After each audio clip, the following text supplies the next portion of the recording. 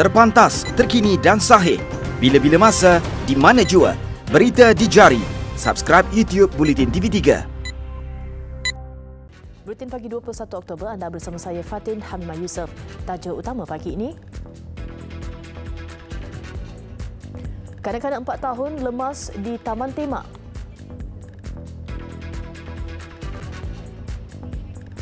Juga Kerajaan Kedah bantu penduduk terjejas puting beliung di Jerlut.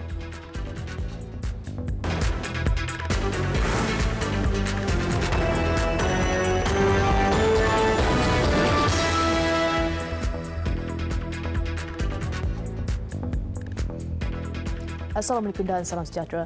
Kegembiraan sebuah keluarga bermandi-manda di sebuah taman tema air di Bukit Katil, Melaka bertukar tragedi apabila anak sulung mereka berusia 4 tahun meninggal dunia akibat lemas. Dalam kejadian sekitar 3 petang semalam, mangsa Muhammad Uzair Amri Muhammad Nur Fikri disahkan meninggal dunia selepas dikejarkan ke Hospital Melaka. Malang tidak berbau. Dengan nada sebab, ibu mangsa Nur Shazila Rosli menceritakan detik cemas. Katanya ketika kejadian, dia, suami dan seorang lagi anak lelaki mereka berumur setahun baru sahaja mendaftar masuk ke hotel penginapan sebelum mandi-manda di taman tema itu.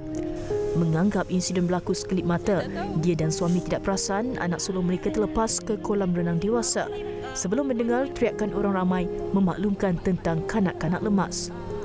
Sebab arwahnya nak makan jagung, dia cakap, Daddy belikan abang jagung, abang nak makan jagung. Lepas tu, abang balik dari beli jagung tu, saya tanya dia, anak mana?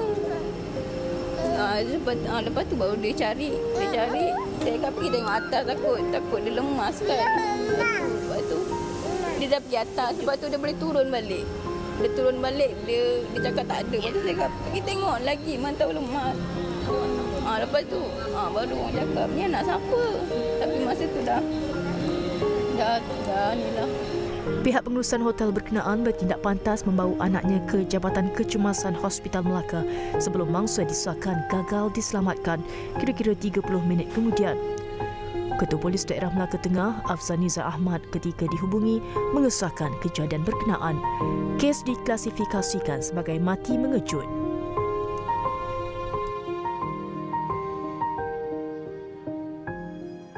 Kerajaan Negeri Kedah akan membantu penghuni 20 buah rumah yang mengalami kerosakan dalam kejadian ribut di Kampung Pidak 4, Jerlun petang semalam. Menurut Menteri Besar Kedah, Datuk Seri Mukris Tun Mahathir, bantuan membaik pulih bumbung rumah akan dilakukan segera sebaik pihaknya menilai jumlah kerosakan. Jelas beliau, Pejabat Menteri Besar dan Pejabat Pembangunan Persekutuan Negeri Kedah ICU akan mengeluarkan peruntukan sebaik nilai kerosakan diketahui. Pejabat Daerah Kubang Pasu bersama Jabatan Kebajikan Masyarakat JKM sedang melakukan bancian yang akan diketahui selewat-lewatnya hari ini. Saya akan usahakan supaya ada peruntukan untuk bantu masa-masa bencana daripada kerajaan negeri, juga boleh daripada ICU. Jadi kita dapat lihat ni kebanyakan rumah-rumah ni yang rosak kerana bumbung yang telah ditiup angin. Buat sementara waktu, beliau dimaklumkan mangsa tinggal di rumah saudara mara dan jiran. Pihak kerajaan negeri akan membuka pusat pemindahan sementara sekiranya kerja baik pulih rumah mangsa tidak dapat disiapkan dalam tempoh 2 atau 3 hari. Terdahulu, Datuk Seri Mukris melawat serta menyampaikan sumbangan kepada mangsa kejadian puting beliung di Kampung Pidak 4. Bantuan awal berupa wang turut disampaikan kepada lebih 20 mangsa. Dalam kejadian petang semalam, bumbung lebih 20 buah rumah dan sebuah gudang diterbangkan angin. Ketika kejadian, rata-rata mangsa berada di dalam rumah namun sempat menyelamatkan diri. Institut Kerja Raja Malaysia IKRAM diminta menjalankan siasatan segera bagi mengenal pasti punca struktur bangunan rumah bangsa PKNS Jalan Tun Razak yang didakwa retak akibat tanah mendap. Datuk Bandar Kuala Lumpur, Datuk Nur Hisham Ahmad Dahlan berkata, ia susulan kebimbangan dan aduan penduduk berhubung struktur bangunan kediaman mereka retak. Menurutnya, Dewan Bandaraya Kuala Lumpur DBKL bekerjasama dengan Jabatan Pengaliran dan Saliran dan penduduk sudah melihat punca tanah mendap berlaku. Selain keadaan water pump dan saliran air yang turun dari leburaya Sungai Bunus dan Sungai Klang. Justru IKRAM diminta melakukan siasatan segera hari ini melihat struktur bangunan yang didakwa condong ke satu arah. di BKL dan agensi-agensi terbabit turut akan memantau 24 jam secara bergilir-gilir bagi memastikan keadaan di kawasan terjejas terkawal.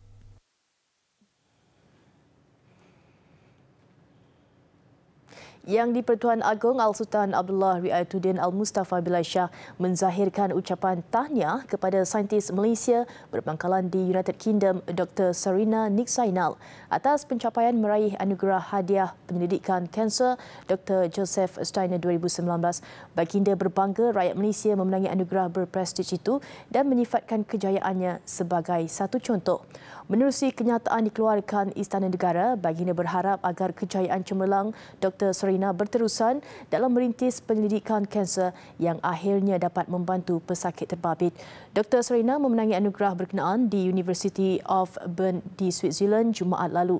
Susulan kejayaan menjalankan kajian untuk mempercepatkan penafsiran holistik germ kanser. Beliau juga siswazah perubatan di Unit Penyelidikan Kanser University of Cambridge di bawah tajaan Petronas.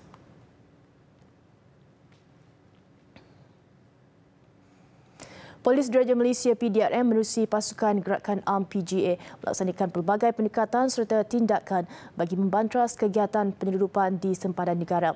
Ketua Polis Negara Tan Sri Abdul Hamid Badul berkata, ada antara pendekatan yang digunakan PGA jelas berkesan apabila pasukan itu berjaya merampas pelbagai barangan yang cuba diseludup, antaranya daun ketum dan binatang eksotik. Tambah beliau, PDRM komited untuk membantras segala bentuk aktiviti penyeludupan barang khususnya di sempadan negara. Namun pendekatan yang digunakan tidak boleh didedahkan. Setiap pegawai dan anggota perlu menjalankan tugas serta memberi khidmat kepada masyarakat dengan penuh integriti. Kemarin beliau mendedahkan sejak 2014 seramai 10 pegawai dan 33 anggota yang terbabit rasuah dalam kegiatan penyeludupan di sempadan dikenakan tindakan seperti ditahan, kenaikan pangkat dan gaji.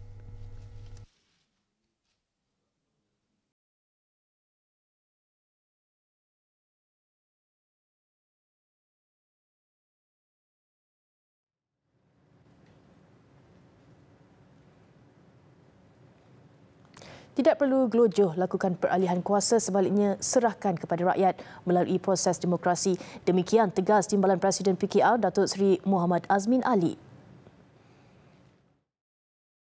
Jadi tak perlulah kita terlalu gelojoh untuk melakukan sesuatu dalam tempoh 1 atau 2 tahun.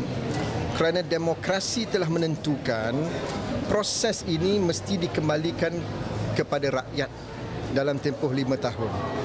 Sekarang ialah tumpuan kita untuk membangunkan negara Malaysia yang telah rosak sekian lama. Beliau berkata demikian ketika ditanya mengenai dakwaan terdapat usaha belakang tabir untuk menubuhkan sebuah kerajaan baru dan menghalang Presiden PKR Datuk Seri Anwar Ibrahim daripada menjadi Perdana Menteri ke-8. Baru-baru ini terdapat laporan yang mendakwa Ahli Parlimen Sembrong Datuk Seri Syamuddin Hussein sedang menggerakkan usaha membentuk kerajaan baru tanpa penglibatan dua parti komponen Pakatan Harapan PH iaitu Amanah dan DAP. Bagaimanapun, Naib Presiden UMNO itu menafikan dakwaan tersebut. Sekurang-kurangnya 3 nama disebut terlibat iaitu anggota Parlimen Larut Datuk Seri Hamzah Zainuddin dan Menteri Pembangunan Usahawan Datuk Seri Ridwan Yusof dari Bersatu, selain Datuk Seri Muhammad Azmin. Setiausaha Agung PKR Datuk Seri Saifuddin Nasution pada Sabtu lalu mendakwa terdapat bukti tidak langsung mengenai cubaan merampas kuasa gabungan parti pemerintah sedia ada. Seekor lagi gajah pigmi dewasa dijumpai mati di Beluran, Sabah, disyaki ditembak di sebuah ladang kelapa sawit kemarin. Menurut Ketua Polis Daerah Beluran, Superintenden Kasim Muda, bangkai haiwan itu ditemui tanpa gading dan dipercayai sudah mati 3 hari sebelumnya. Bangkai gajah malang itu ditemui pekerja ladang bimbingan 2 selepas terhidu bau busuk. Gajah pigmi jantan itu dianggarkan berusia lingkungan 25 tahun dengan berat 2.5 tan. Berdasarkan bedah siasat, terdapat beberapa luka lama dipercayai kesan tembakan pada bahagian punggung gajah. Sesiapa yang mempunyai maklumat berkaitan kejadian diminta tampil ke Balai Polis Berhampiran atau menghubungi bahagian siasatan jenayah Ibu Pejabat Polis Beluran untuk membantu siasatan.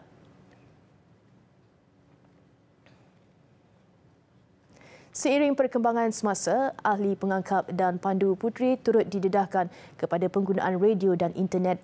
Itu antara manfaat diperoleh 319 anggota pengangkap, pandu puteri dan puteri Islam dari 13 sekolah rendah dan menengah sekitar daerah Sembulan Sabah ketika menyertai perkhemahan World Jamboree Jota Joti 2019.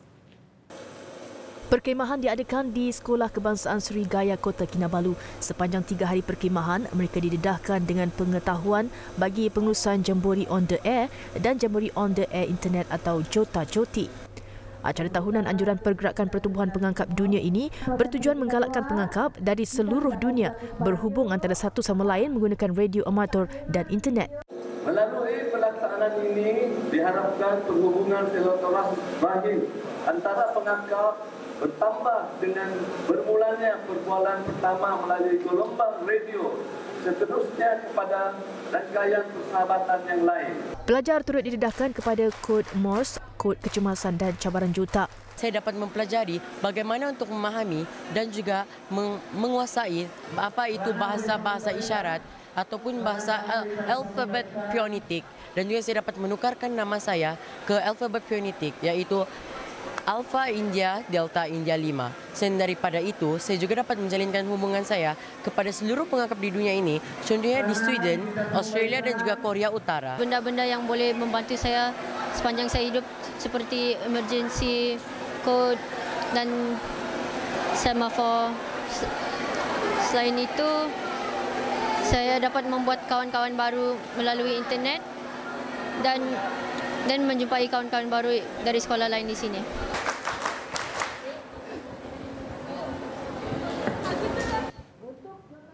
Lapan pelukis doodle tempatan dari kumpulan Dudik menempa nama dalam Malaysia Book of Records apabila berjaya mengharungi cabaran doodle 12 jam tanpa henti.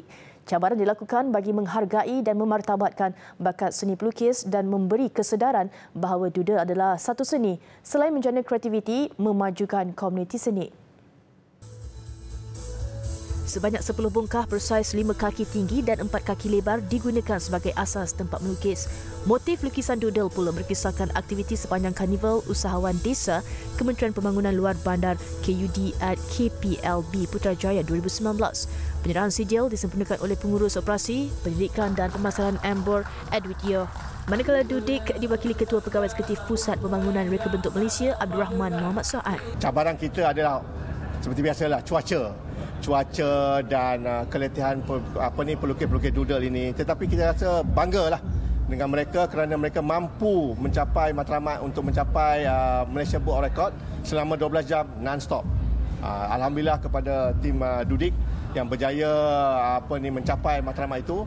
Alhamdulillah. Persiapan dia memang kita tidur awal dan kita try untuk tidur secukupnya sebelum ni, dan kita juga ambil faktor kira lah cuaca, sebab sedia tahu sekarang ni cuaca memang hujan lebat, dan tools dan persiapan untuk artis tu debrief dengan baiklah apa yang akan didoodle.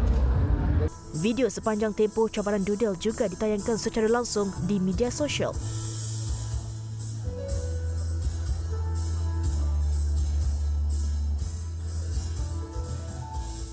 Besar impaknya. Tular selepas hasilnya. Pantas menampilkan prosiding ini secara dan keuangan maya. Berita di jari. Subscribe YouTube Bulletin TV3. Kita ke laporan antarabangsa. Insiden kebakaran sebuah pasaraya Santiago di Chile meragut nyawa 3 orang awam. Kejadian ini tercetus susulan tunjuk perasaan penduduk yang tidak puas hati dengan masalah sosial dan ekonomi di negara itu. 2 mangsa mati di tempat kejadian manakala seorang lagi meninggal dunia ketika mendapatkan rawatan. Ini adalah kematian pertama sepanjang 2 hari tunjuk perasaan ganas ini diadakan. Terdahulu penunjuk perasaan bertindak membakar bas, stesen metro dan bertempur dengan polis sehingga menyebabkan perkhidmatan metro terpaksa dihentikan buat sementara waktu.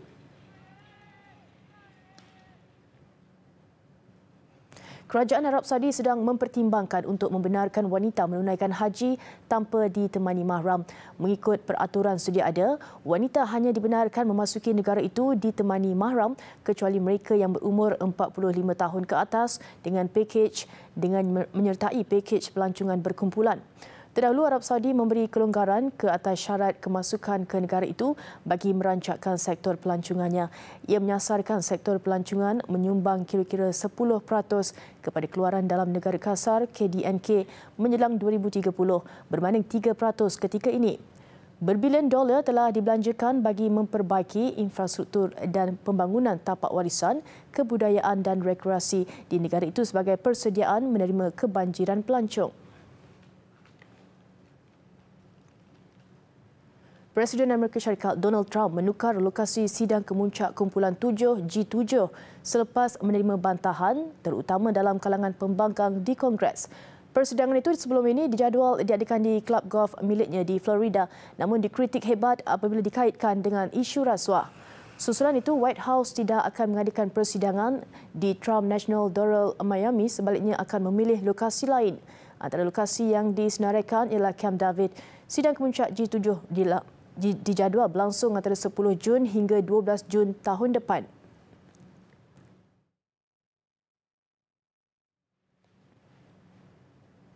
Tiga pegawai yang bekerja di Lumbung Emas ditahan susulan insiden empangan runtuh di Siberia. Menurut pihak berkuasa Rusia, mereka yang ditahan ialah ketua syarikat, pengurus dan foreman syarikat Lumbung Emas itu bagi membantu siasatan insiden berkenaan. Terdahulu, kejadian empangan runtuh itu meranggut 15 nyawa, sementara 6 mangsa masih dalam senarai orang hilang. Operasi pencarian terjejas akibat cuaca buruk di lokasi itu. Difahamkan pembinaan empangan tidak mengikut spesifikasi serta peraturan selamat yang sepatutnya sehingga kewujudan tidak disedari pihak berkuasa. Besar impaknya. Tular selepas hasilnya. Pantas menampilkan prosiding ini secara dan keuangan maya. Berita di jari. Subscribe YouTube Bulletin TV3. Segmen sukan, 20 pemain skuad hoki negara berlepas ke Amsterdam, Belanda malam tadi bagi aksi perlawanan persahabatan dan persiapan fasa terakhir sebelum perlawanan kelayakan Olimpik Tokyo 2020.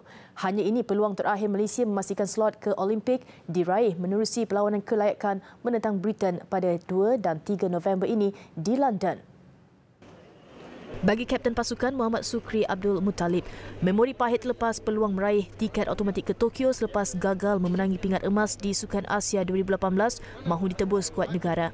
Pelbagai persiapan dilakukan Konfederasi Hoki Malaysia MHC selepas itu dalam memantapkan lagi prestasi pasukan termasuk merangka sesi latihan jelajah Eropah pada Julai dan perlawanan percubaan di Tokyo Ogos lalu. Kini masanya telah tiba untuk skuad negara membuktikan usaha ini tidak sia-sia. Kepercayaan jurulatih negara Roland Othmans memilih beberapa pemain muda dilihat antara strategi untuk memperkuatkan pasukan untuk menyerap tekanan bersama. Bagi saya itu adalah satu cabaran yang perlu pemain-pemain elit terima. Dan dalam masa fasa terakhir ini, dalam fasa pre-com ni, apa yang saya boleh katakan adalah saya akan terus guide kawan-kawan yang lain bersama dengan team leader yang lain untuk lebih fokus terhadap kejohanan yang akan datang.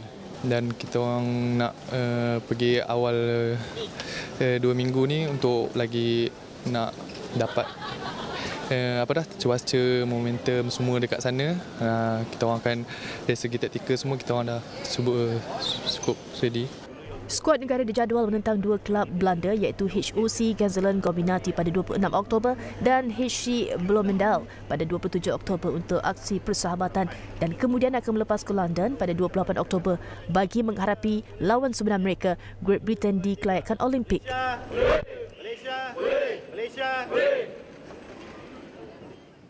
Kita beralih ke bola sepak Liga Perdana Inggeris. Keputusan berbeza di lakar dua pasukan teratas Liga, Liverpool dan Manchester City pada aksi ke-9 masing-masing. Sekalipun masih tanpa kalah, pendahulu Liverpool berhempas pulas bangkit daripada ketinggalan untuk mengikat Manchester United dengan keputusan 1-1 pada aksi tumpuan di Old Trafford. Sementara Manchester City menambah 3 lagi mata apabila menjinakkan Crystal Palace 2-0 di gelanggang lawan. Di Old Trafford, Manchester United menampilkan aksi bertenaga untuk mendahului permain selepas Marcus Rashford menyambar hantaran lintang Daniel James pada minit ke-36. Liverpool hampir menyamakan kedudukan melalui penyudah Sadio Mane, namun gol pemain antarabangsa Senegal itu dibatalkan pengadil berikutan keputusan VAR yang mendapati bola terlebih dahulu terkena tangan. Aksi terus seimbang pada babak berikutnya, namun kedua-dua penjaga gol David De Gea dan Alisson Becker kental mempertahankan gawang masing-masing daripada dibelosi. Sehinggalah minit ke-85 apabila pemain gantian Adam Lallana membuat United menggigit jari dengan jaringan penyamaan 1-1 yang membolehkan Liverpool mengekalkan rekod tanpa kalah selepas 9 perlawanan. Apapun satu mata tetap berharga buat United apabila skuad kendalian Ole Gunnar Solskjaer itu dinaikkan ke kedudukan 13 Liga. Sementara itu, keputusan seri pertama buat Liverpool dan tambahan satu mata membolehkan barisan kendalian Jurgen Klopp mengumpul 25 mata, 6 mata berkelebihan ke atas pencabar terdekat Manchester City.